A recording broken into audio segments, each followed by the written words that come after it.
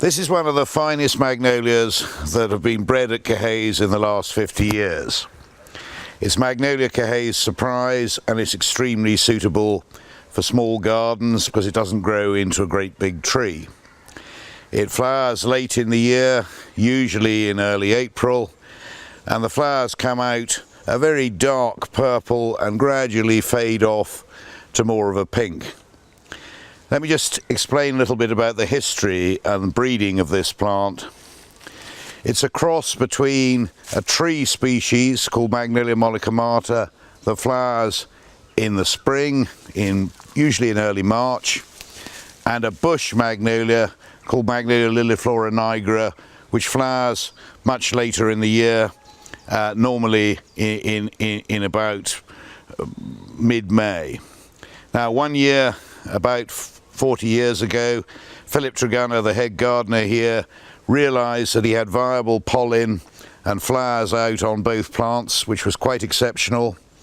So he made the cross and grew the consequent seed, and suddenly we've got a plant which is a mixture of the two parents. Part of the plant wants to be a small weeping shrub, and every so often part of the plant puts up a great big tall sucker and wants to be a tree. So you've got something that's containable for a small garden.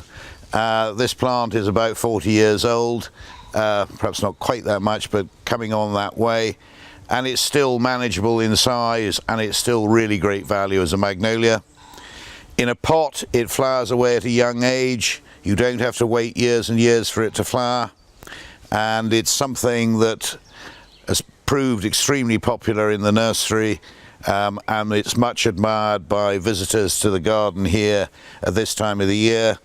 There are at least 8 or 10 different plants in the garden, and they're all looking absolutely fantastic this year, as you'd expect in this wonderful run of weather that we've had.